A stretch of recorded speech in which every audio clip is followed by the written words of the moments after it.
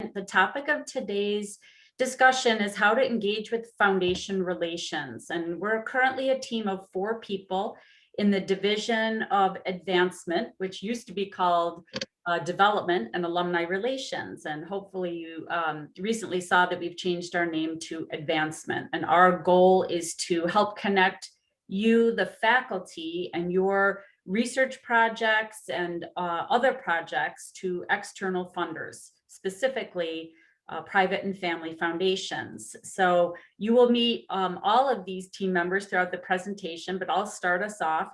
I am the executive director. I've been at RIT. This is my 24th year and 5 years in this division. Soon we'll hear from Stephanie Rankin, who's the director of foundation relations, Katie Riley, who's a director of foundation relations, and Regina Alukas is going to be monitoring the chat for us. She's an essential member of our team, and she will join us at the tail end of the presentation. So I want to start by just reinforcing that we do what we do in advancement to connect faculty in your projects that advance the mission of the university. And I think everybody is well connected at this point to the campaign, Transforming RIT, the Campaign for Greatness. It's a $1 billion fundraising goal through a blended approach, meaning from alumni and friends, through government and corporate partners, and foundations, which is what we're going to talk primarily about today. And we are at about $755 million towards our $1 billion goal. And our 4 campaign priorities, which are the 4 primary things that we're trying to connect faculty to funders for, fall in the categories of attracting exceptional talent, and that's both students and faculty, enhancing the student experience, improving the world through research and discovery, and then, of course, future special initiatives that we may not even be able to foresee quite yet. And if you haven't yet seen the campaign video, I just wanted to play that to put us in the mindset that these are the areas where we as a team and as a division feel that we have the greatest strengths and differentiators that will help us to attract the attention of our alum, friends, government, and corporate partners and foundations.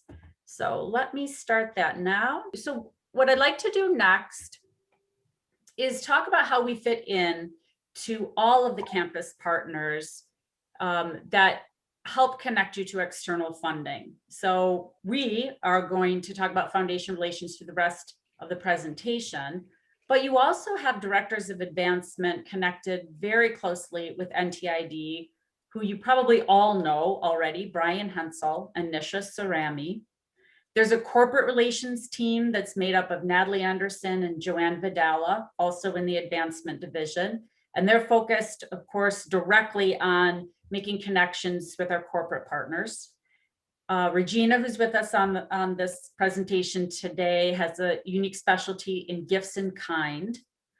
And Sponsored Research Services is an office that we work very closely with. David Grames and Nick Rogers. David, I believe, is on the call with us today, and he's your pre-award support representative, and Nick Rogers is a post-award support representative. And when proposals or projects are directly related to Sponsored Research Services, we work very closely with that team to help ensure that we're complying with all the rules and regulations of the funder and the institute. We also work closely with Sponsored Programs Accounting and with the Government and Community Relations team, which are Christina Owens and Vanessa Herman. And then many of you, I'm sure, have worked with Vienna and University News Services, where we like to share wonderful stories of your achievements and partnerships with foundations, corporations, and even government funders. I'd like to turn it over to Katie now, and she's going to talk a little bit about the basics of foundations. Great, thanks, BJ. Hi, everyone. Working with foundations, probably the biggest thing to get started is to understand what a foundation is. A foundation in general is a non-governmental not-for-profit organization that by law, based on the way it's been structured, is required to give away at least 5% of its assets each year. Foundations generally have very well-defined focus areas for their funding, but those focus areas do change periodically, and we've been seeing that a lot over the past 12 months. But always their focus is philanthropic and helping other nonprofits succeed. In general, we have some trends that we see in the foundation world. Foundations often favor diversity, equity, and inclusion initiatives. They look for big transformative ideas and are very, very big on multi-institutional collaborations and interdisciplinary projects. They like to see innovative projects, particularly those that serve underserved populations. And they really look for initiatives where it can become a model for the field. They're looking for things that can be replicated to become national models, that they can really look at their investment as having had a broad impact on not just one organization, but several organizations. And in some cases, foundations do fund basic scientific research. So what Foundations Relations can do for you is that we work closely with you to learn about your work, your project idea, your research, and then to match your interests with those of the foundation. We help you get your foot in the door with either an in-person meeting or a call. As you can imagine, Zoom meetings have become the norm over the past 12 months. And we really see them as being a way, a form of communication that's not going to go away moving forward. Our foundation friends have been very receptive to Zoom calls, so they are with us to stay, I believe. We are here to help you build strategic relationships with foundations. We will help you craft the communications that not only get you the meeting, but also get you invited to a proposal, and we help streamline the proposal process for you while you're in that. And we look to find ways to help you articulate your case, build a compelling case for your project and why it should be funded, helping you draw those connections to what it is you want to do and how what you want to do relates to what the foundation wants to accomplish. And once you have been successful in securing a foundation award, we help you through the stewardship process. We help you with donor acknowledgements. We find ways to communicate periodically with the foundation to let them know how your project is going. And we help you in making sure that any progress report requirements are taken care of as well.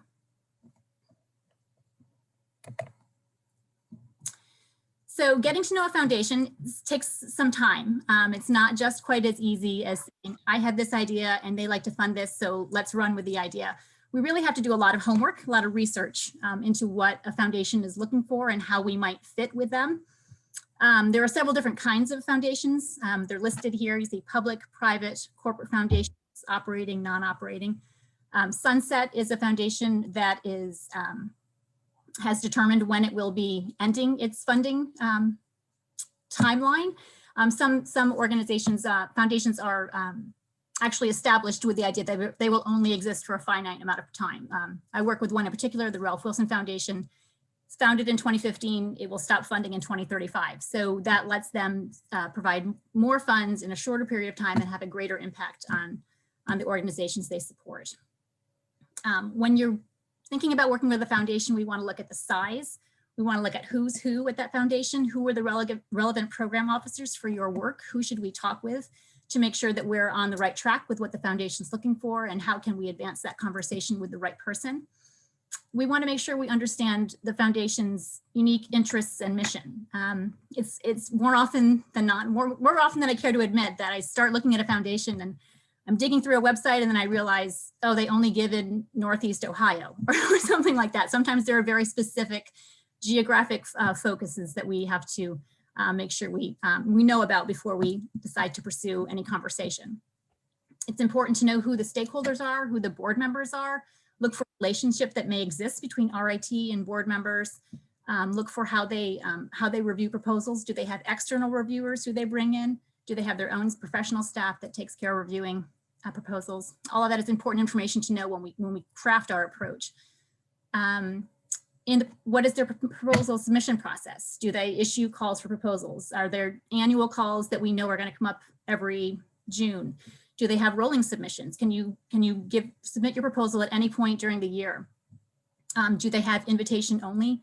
Do they have a pre-select group of organizations that they go to each year and don't really consider expanding that reach? These are all important pieces of information to have before we decide whether or not it's a good idea to start a conversation.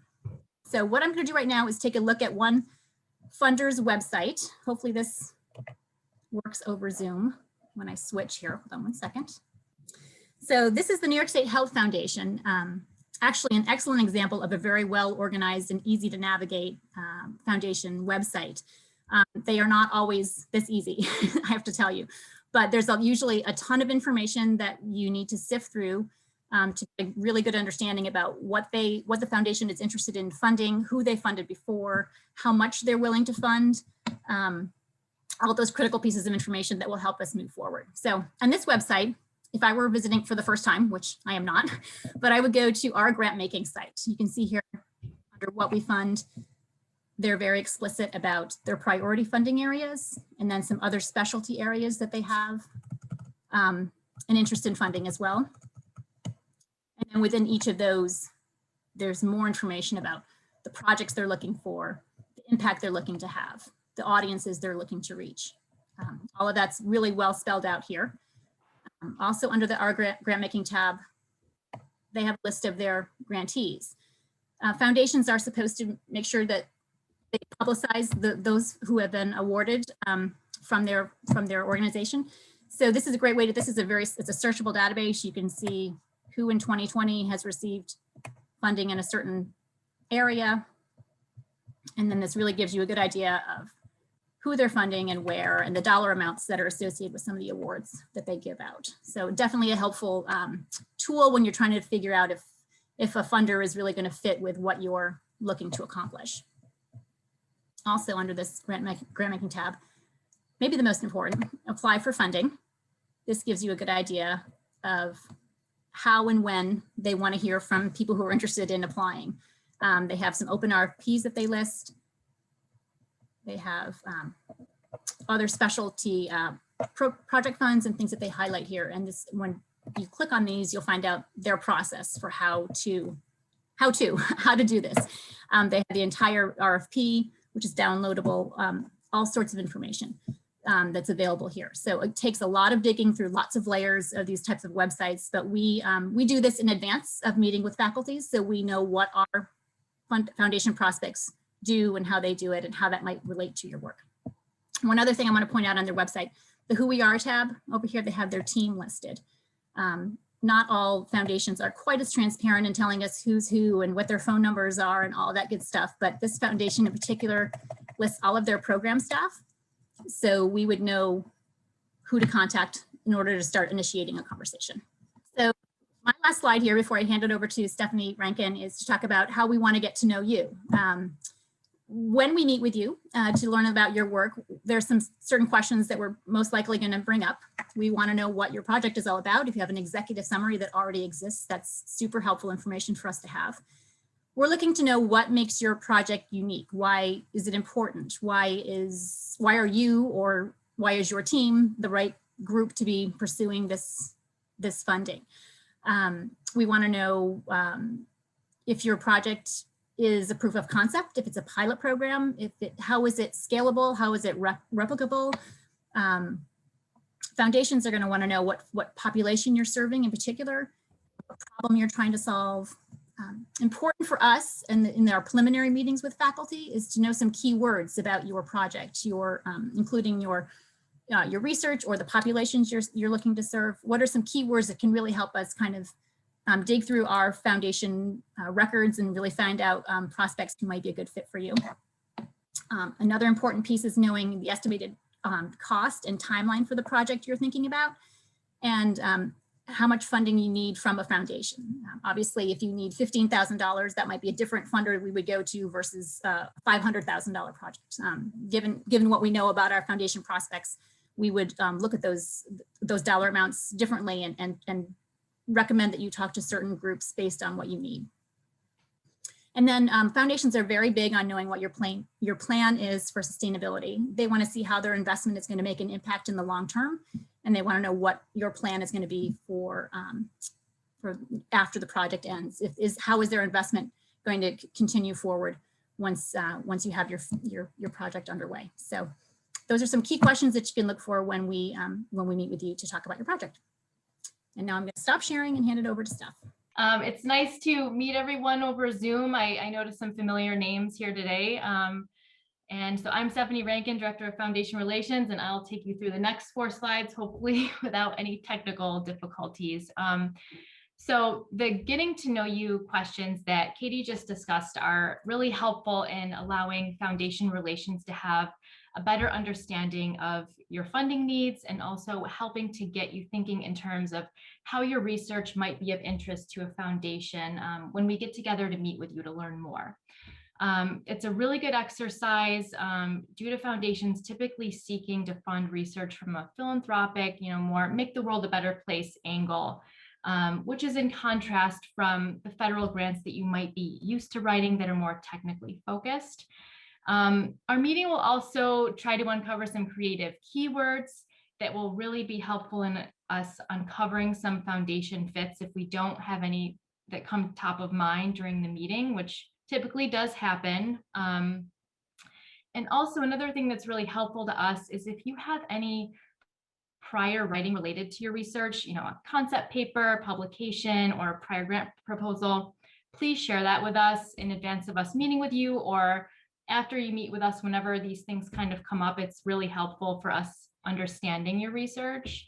And then, so following a meeting with us, both parties will have follow-on next steps.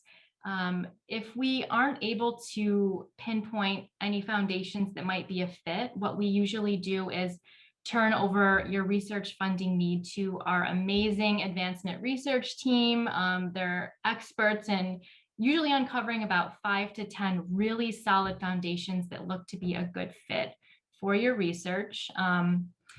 Full disclosure, however, they do have a very long backlog and they do dedicate about 3 full working days to finding these foundations for you. So as long as you have patience, we promise you that it's always worth the wait. All right, next slide, please, Katie. All right, so again, Katie touched on the foundation submission process earlier, and there are many ways a foundation might prefer to be approached. We have a funny saying in foundations that once you know one foundation, you know one foundation because they just all have wildly different ways of how they go about things. But oftentimes foundations invite applicants to submit a letter of inquiry, also known as an LOI, as a first step to making contact and getting to know you and your funding need. An LOI is typically a 2 to 3 page letter, which really captures the essence of what would be your full proposal, but in a brief and powerful manner. And it's really the gateway to convincing a foundation that your research or project is worthy of an invitation to submit a full proposal. So this slide just kind of goes over the 6 key elements of the LOI that are kind of critical to convincing and exciting a foundation. And just writing an LOI is also a helpful exercise for you when considering how to position an ask to be attractive to a particular foundation, because as I mentioned, they all kind of operate a little bit differently and have different funding priorities. And we are always happy to review your writing and strategize around how we might tweak it to better fit a particular foundation. Another important thing to consider is that, as you know, foundations are highly competitive, and we really understand the time and energy it takes to complete an LOI. And so we always try to recycle and resubmit your LOIs and proposals when the opportunity arises. All right, next slide, please. Let's see. So partnering with our friends in sponsored research, which I see there's also a few on the Zoom today. So while our team is the foundation relations experts, we have a really important partnership with RIT Sponsored Research Services, also known as SRS, for a couple of internal processes for which they are the experts. I am sure many of you have had the pleasure to work with David Grames, who is NTID's Sponsored Research Administrator. He's super knowledgeable and excellent to work with if you haven't had the chance yet. So we team up with David in 2 ways. The first way is the proposal routing form. So if a funding opportunity looks like it would come in as a grant and not a gift, and I won't get into the specifics of how that's decided, but if it looks to be coming in as a grant, David will help us with the proposal routing form, also known as the PRF. And I'm sure many of you are familiar with the PRFs working with federal agencies, but SRS really ensures that your proposal abides by internal requirements around things such as campus resources, budgeting, and compliance. It also requires, the PRF requires the approvals of the PI, co-PIs, your department head, and your dean, which is a really important step in ensuring your college leadership is aware of your funding request should the funding be awarded. SRS typically prefers a 4-week lead time to be informed of funding being sought, and at least a 1-week lead time to route the PRF for signatures. The second thing that SRS helps with and lends their expertise around is budget development, because they have a firm understanding of RIT and NTID's policies and procedures in this space. In addition, every foundation has specific restrictions around what is acceptable to show on a budget. So SRS incorporates any foundation restrictions into RIT's internal budget requirements to help you finalize your budget so that you can know that it's in compliance with both RIT and the foundation. A common example of a foundation funding restriction is overhead. A foundation wants their funding to go to their mission. They don't want it to go to F&A costs at a university necessarily. So they typically cap it at a pretty low percentage as compared to RIT's typical overhead percentage. And so that's something that SRS helps out with. As you can see, our partnership is very important in having accurate proposals and proposals that are compliant with RIT. All right, next slide, please. Kind of a fun slide if you're interested in doing some of your own research. I'm not sure if any of you have heard of the Foundation Directory Online and Grant Forward. And although Foundation Relations and our advancement research team is happy to help you uncover some possible foundation fits for your funding needs, please know that there's some great resources you can have access to do your own research. The best resource to find foundations is the Foundation Directory Online, which is a searchable database of over 100,000 foundations. And RIT has a free subscription with no need for your own login. You can just access it through the Wallace Library website. What I usually do when I'm looking for it is I just kind of search for Foundation Directory Online on RIT's search function. And the search options are customizable. You can search for a specific foundation. You can do searches by subject area, geographical focus, population served, or keyword, to name a few. Whatever combination of search criteria you put in, the FDO will present you with a list of matching foundations, and then you can take a deeper dive and see if this foundation actually might be a good fit. As Katie mentioned earlier, sometimes you'll find one that you think is perfect, but then they only, offer grants in a completely different state. So you're out of luck, but it's very, very helpful. Another resource that we like is Grant Forward, which offers a comprehensive database of about 40,000 funding opportunities. And RIT also has a free university subscription to that as well. Again, I would just go to the RIT search function and search for Grant Forward and you'll find the link. You do need an account for Grant Forward, but it's actually really worth it because you can set up an email to come, I think, weekly that has opportunities based on your specific funding needs. So you can kind of set it and forget it and just have these opportunities come right to your inbox. So if you do find a foundation that you think is a fit through the FDO, Grant Forward, or anywhere else, let Foundation Relations know, and we can help you strategize next steps to approaching the particular foundation and then share any past correspondence we may have had. So with that, I will turn it back over to BJ. Thanks, Katie. You both raised some really excellent points, and hopefully you're learning just a little bit of a snapshot that there are a lot of foundations out there. We have relationships with many of them, and really our jobs are to help make the process easier for you. Your primary responsibility is teaching and research and advancing your goals. And what we would like to help you do is connect you to funders in the most streamlined way possible to eliminate some of the steps, some of the administrative burden. One thing that Stephanie mentioned, I wanted to reiterate, which is that once you have written a proposal for a foundation and we have gotten to know you and your body of work, we will try as much as possible to reuse that writing. And so when we engage with you and ask for, maybe abstracts from prior proposals or publications that you have written, past proposals that you've submitted, it's really so that we don't have to reinvent the wheel. And if we can repurpose or reuse any of your previous writing, we can make the process go a little faster and easier.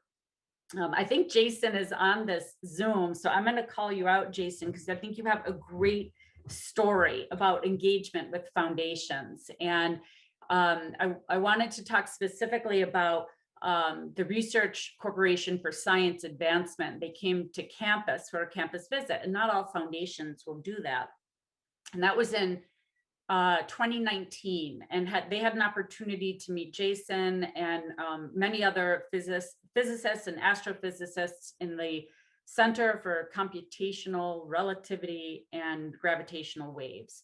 And Jason made a really nice connection there to the president of the RCSA and was subsequently invited to what they call a science dialogue in Tucson, Arizona, where he met some fellow scientists and collaborators, and they started to write some seed grant proposals. Another program officer from the Gordon and Betty Moore Foundation also happened to visit and had the opportunity to meet Jason as well. Through that visit, Jason was invited to write a proposal that resulted in a $294,000 grant. And that was to create new signs for physics, in particular for sign language interpreters.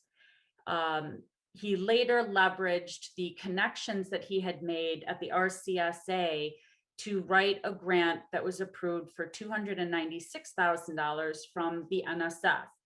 So these are all great stories of how a small connection through a campus visit resulted in collaborations, and a campus visit from a program officer that we helped to facilitate from the Moore Foundation resulted in, a really nice multi-year relationship for Jason. So that was just a wonderful experience of being able to connect a faculty person, and Jason using that experience to make connections to 3 separate funders. Another great success story is Joan Naturali, who received about $61,000 in the 2018-2019 year. The Council on Library and Information Resources isn't a typical foundation, but it is funded primarily by the Mellon Foundation, which is, many of you know, is a very large foundation funder. And she received a grant of $61,000 for her project called Sculptures in the Air, which is an accessible online video repository of ASL poetry and literature. And it was a really special connection to make to the NTID Deaf Studies Archive. And it's a really unique aspect of RIT and NTID that we like to attract as many funders as possible to the unique projects that are happening in your areas. The third success story that we would like to share is Tiffany Panko and Corinne Ochino. They received a $73,000 grant from the Society of Family Planning Research Fund in just last November. And their project was called Reproductive Health Experiences of Deaf Women, a Qualitative Study. So you see, these grants can be varied amounts. They can be $61,000, in this case, up to $296,000. They can be millions of dollars, or they can be seed grants. But we will help you identify what stage of your project or research you're at. If you need a grant of $500,000 to do your project, we don't want to engage a foundation that maybe has capacity for only $75,000 necessarily. But what Katie and Stephanie both hopefully helped to emphasize was that we really intimately get to know these foundations and can help do the research that enables us to make the right connections to the right funders. So that's the bottom line there. We just try to make the process easier for you. And there's some wonderful success stories that are coming out of NTID, and we can't wait to learn about more of your projects and get to know each of you a little better. Could you advance the slide, Katie? So some tips for success in working with foundation relations. And I would say that a typical week for us as a team is a really good chunk of our time is meeting with faculty, anywhere from half hour to 1 hour mini presentations where the faculty member describes their research or their project and their funding needs to us, and we have the opportunity to ask a bunch of questions. So we spend a good amount of our week meeting with faculty throughout the week. We also spend a good chunk of our time doing research. So we learn about faculty and we start to dig in and try and identify which foundations might have a current opportunity or a near-term potential future opportunity. And a good chunk of our time is spent helping faculty do actual submissions. And that can be anywhere from proofreading to creating accounts online to helping trim down word counts. So that's a good chunk of our time is working actively to meet deadlines with the faculty members and provide some of that administrative support.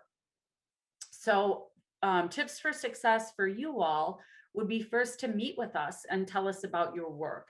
Many of your names are familiar to us, but not all. So we would love to get to know more of you, what you're working on and what you need funding for.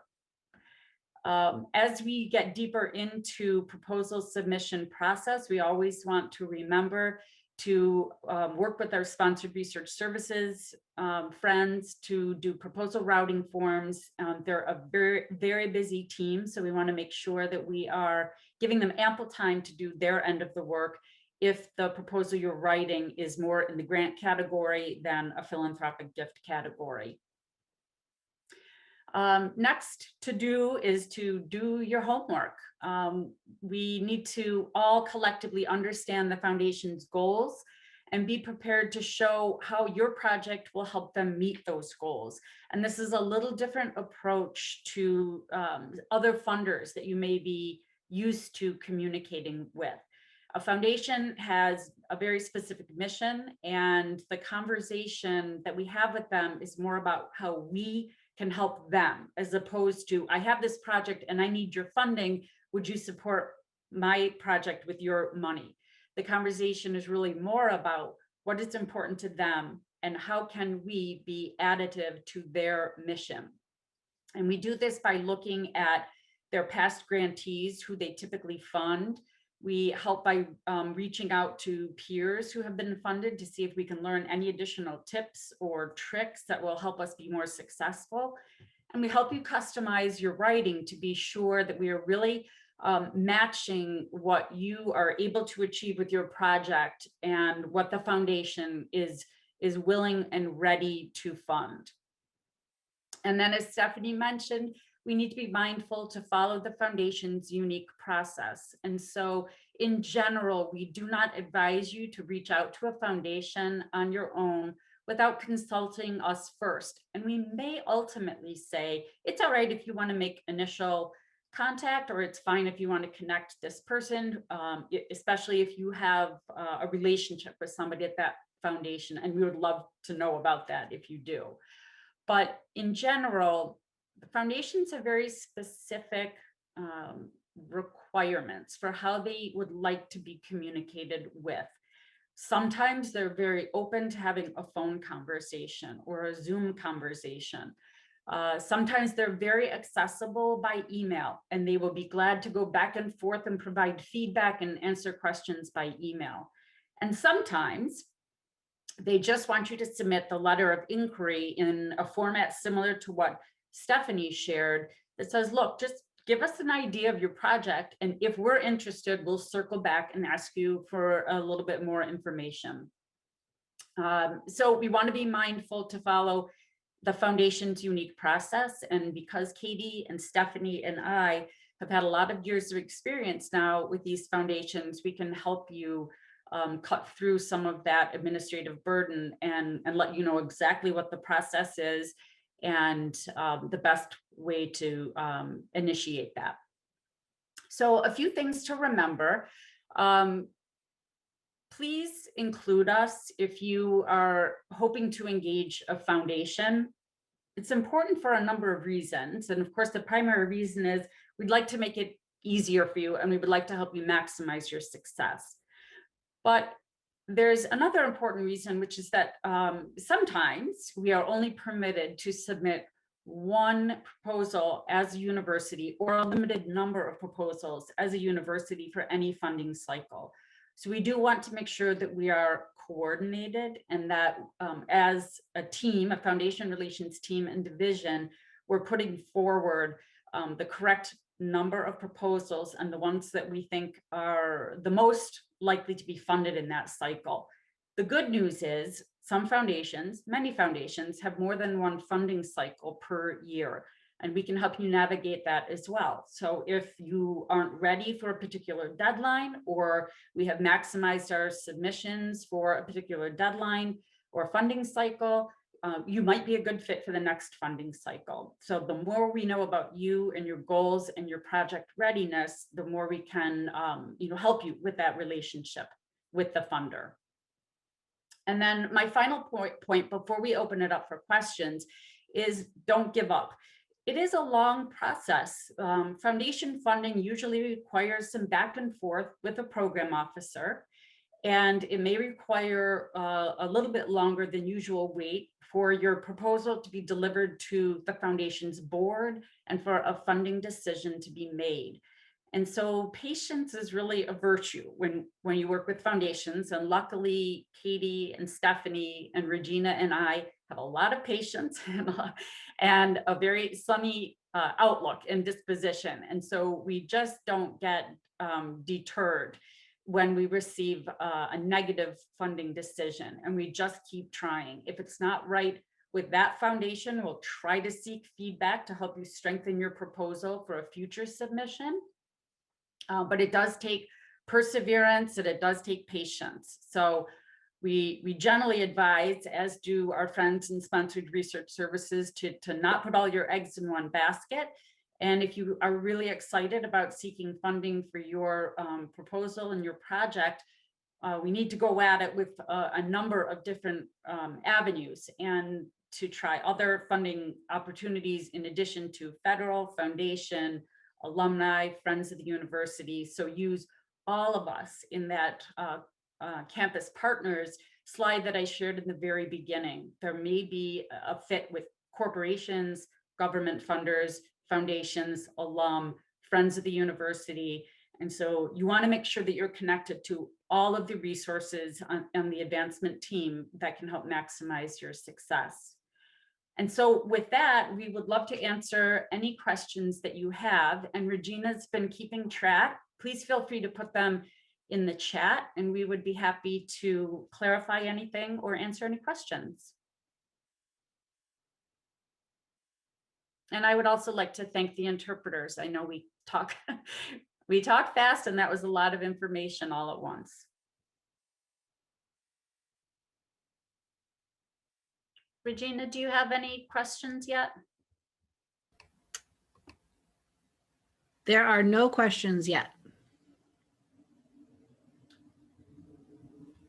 I'm going to call out Lori Furabando, who is still on the call here, because Lori, when you worked in sponsored research services, we partnered very closely with you. Do you have any feedback or recollections from your engagement with foundation relations that you think would be important for us to share or that would be important to clarify? Hi, BJ. Thank you. Wonderful presentation. I will go ahead and give my feedback, and then I see Wendy has a question, so then we'll move on to Wendy. My experience when I was in sponsored research services working with who I refer to as the foundation ladies was very successful, worked very well together. And I think the main driving key to point out to make it so successful is communication. As you heard throughout the presentation, it's important to bring foundation relations on board as well as sponsored research services for the PRF and the budget. I think being able to do all that really made it more successful and streamlined the process. And Wendy would like to sign her question. All right, great. Thank you for this presentation and for giving me the opportunity, especially on a Friday. Pretty soon it's going to be the weekend. Okay, so I just want to say, if you could, is it possible to contact us or let us know who the specific people are that we should be contacting in terms of, what your specific role is, and then Brian and the other people that you mentioned in that group, like what are the specific roles? Who are the right people for us to be contacting for our needs? And then I have another follow-up question to that once you have given the answer. So Wendy, thanks. That's a great question. And because there's a lot of us, and we don't expect you to remember who does what on any given day, the short answer is contact any one of us at any time, and we will get you to the right person. So you never need to worry about that. It's also great if you start with any one of us, we say, hey, that's pretty cool. And let's have a Zoom meeting with a whole bunch of us so that we can all hear your project idea at the same time. And we do that very often with our colleagues in corporate relations and with Brian and Nisha. And what was your second question, Wendy?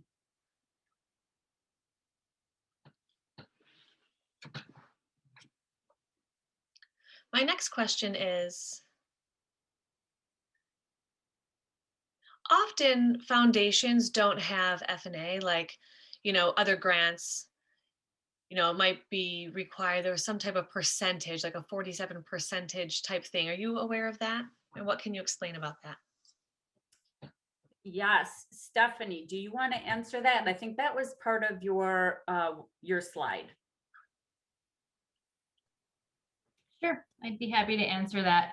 Yes, and I saw that there was just another related question in the chat about overhead. But yeah, foundations, they really don't want to pay for overhead. They usually, I think RIT's rate is 49%. And so they don't want half of their grant going to pay for RITs to keep our lights on and things like that. They really want it to go toward their philanthropic mission that they feel your research aligns to. So usually they'll have that in their FAQ section on their website, or if we talk to a program officer, sometimes we do need to reach out via email to see what kind of overhead restrictions they have. But as long as we have it in writing, we can let sponsored research services know, and they will take that percentage and put it into the budget. Does that answer your question? I will add Yes, thank you.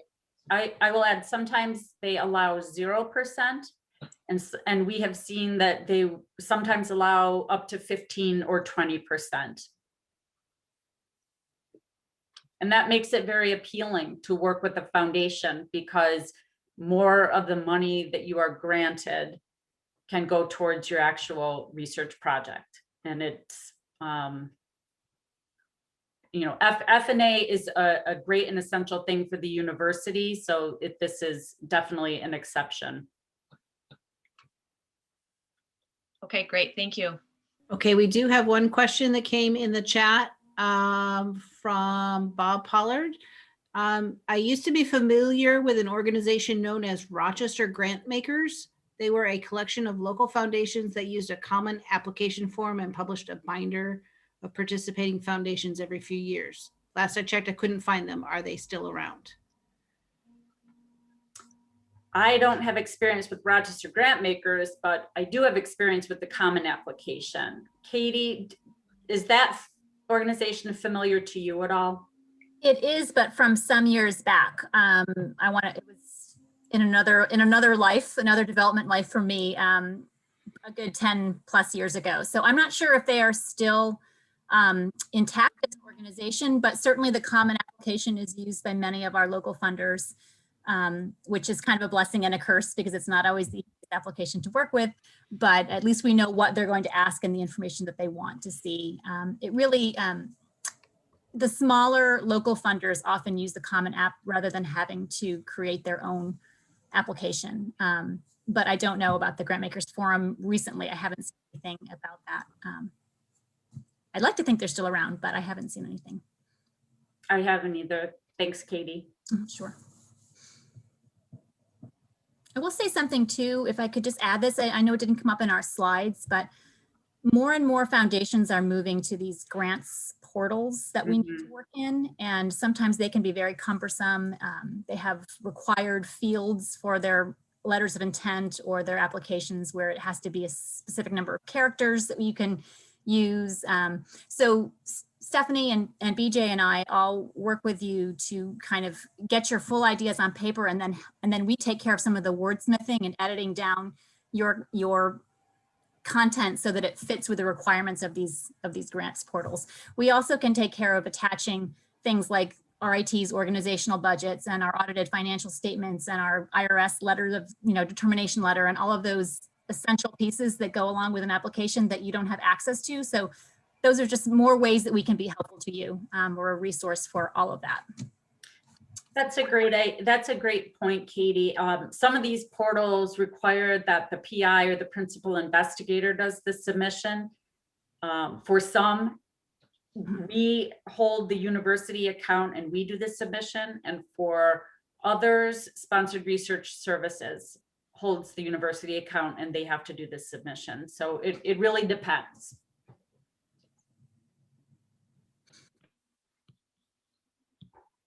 What else can we answer for you today? Wendy?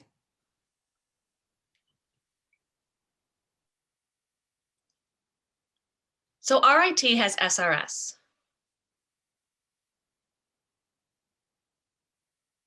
And then they have, the rapid system,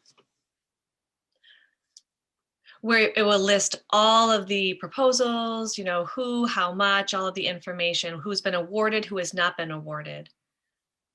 Are the foundations part of that system? If so, great. And if not, where can I look? Do we have a system somewhere that we can access that information?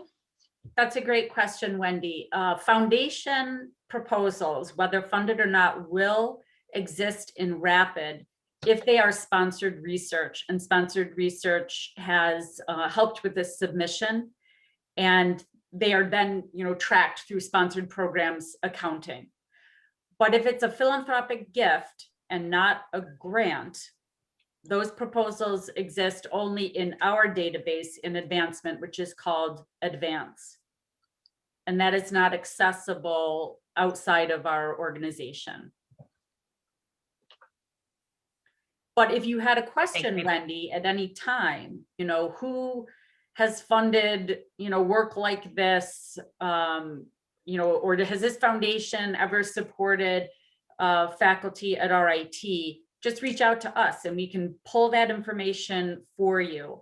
Many of the more robust foundations on their website have a section for grant seekers, and they have their own grants database. So sometimes you can find it right on the foundation's website as well. So for example, if you went to, say, the Ford Foundation website, on the grant seekers section, you can actually put in Rochester Institute of Technology, and it would produce a list of any of the grants that they had made to RIT or to NTID. But not all foundation websites are that robust.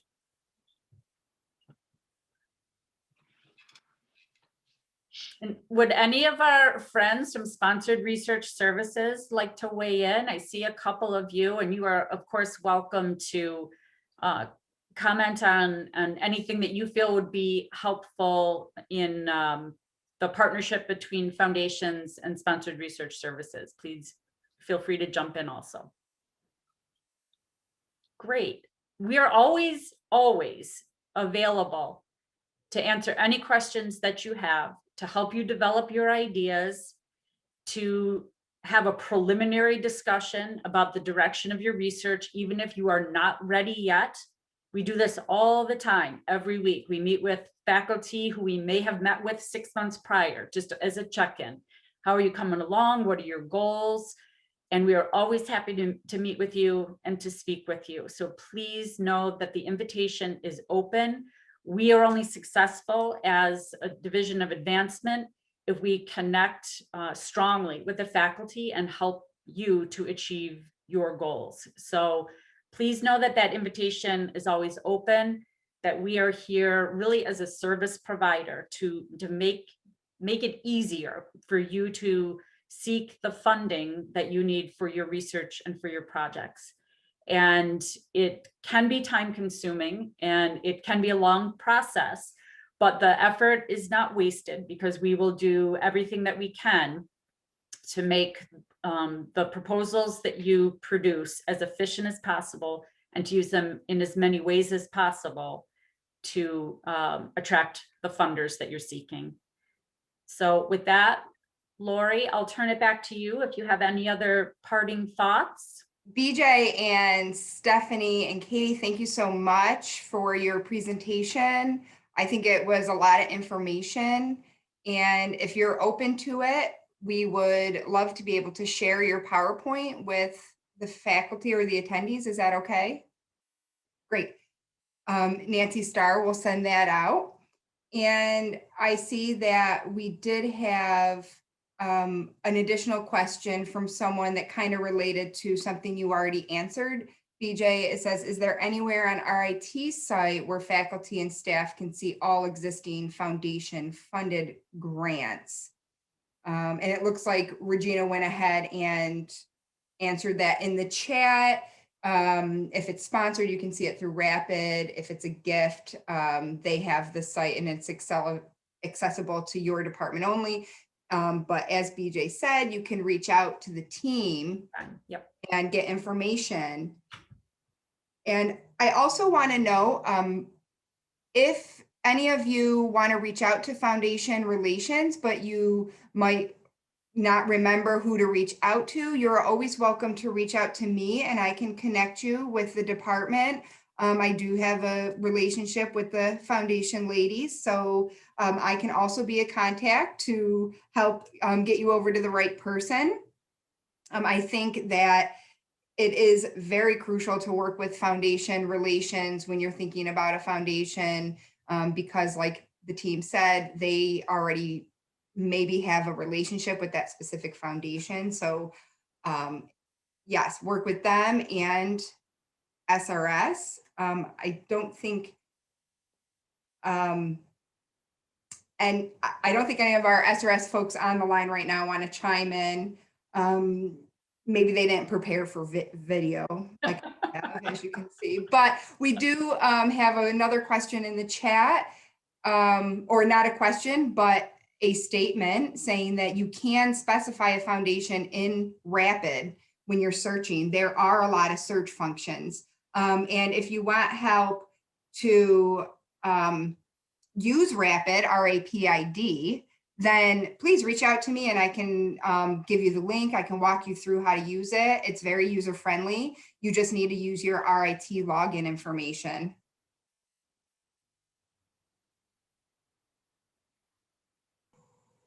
No one might make an appearance. There he is. This is Noah. He is one of the sponsored research representatives. He works and covers the College of Engineering. Welcome, Noah. You want to say anything to our crowd? Hello. I'm feeling very peer pressured by Lori. I did one quick comment that I thought I might make too, is that at least from my perspective, and BJ or anyone else, feel free to contradict me, but if you have experience with sponsored research, especially federal sponsored research, you may want to expect the unexpected when it comes to working with foundations where they can be much less standardized. And I think that fact can be reflected internally as well, that you might say, oh, one time I applied and SRS or foundation relations played a certain role, did a certain thing. Why might that be different another time? And I think we do a lot more adjusting when it comes to these type of submissions because they can be so different from each other. So the variety of ways of applying is much more pronounced, I think, when working with foundations. That's been my experience. I think that's a very fair thing to say, Noah. Yes, I agree, and I'm sure Katie and Stephanie would agree as well. And along the lines of expect the unexpected, it's always a great idea to prepare your proposals and proposal routing forms and budgets well in advance, because I think all of us have been caught in the 11th hour trying to do a submission, and oops, there's a whole section we didn't know or didn't see or forgot about, and now we have to do some last minute writing or something unexpected that is an unpleasant surprise. So the more lead time we have for everybody to obtain appropriate signatures and do quality proofreading and all of the stuff that will help you be successful, that's a good thing. I do want to mention again, rapid learning how to use that is very important because you can learn what was already submitted by RIT teams. It could also help with potential collaborations. And maybe you see an application that was funded that from a certain sponsor that you're planning on applying to, and it'll give you information on who the PI is. So you can reach out to them and maybe see if they can share their proposal as an example or their experience.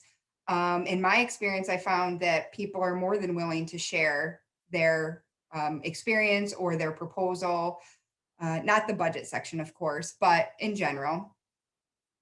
And I also want to mention that March 12th, I believe it is, 2 weeks Friday, the Friday from 2 weeks from now, our next PI primetime session is going to be a pre-award budget session.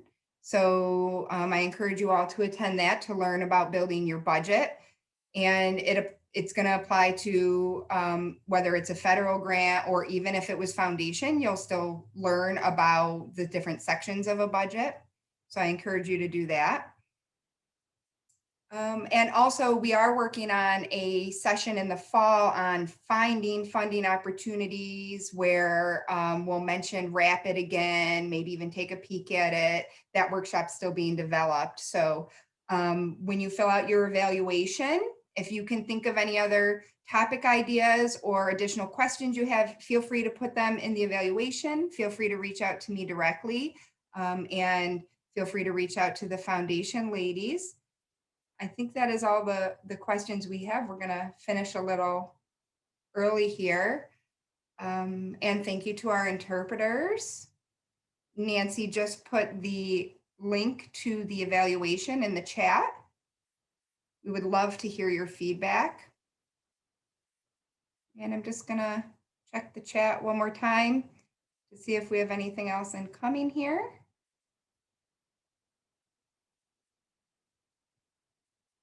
I think that's it. So thank you, everyone. And thank you for coming, to our participants and all the great questions. Happy Friday. Actually, happy sunny Friday. That's usually rare here. And again, thank you to our presenters. BJ said in the chat, thank you for having us. Yes, it was a pleasure. And Stephanie said that. Thank you, guys. Have a great weekend.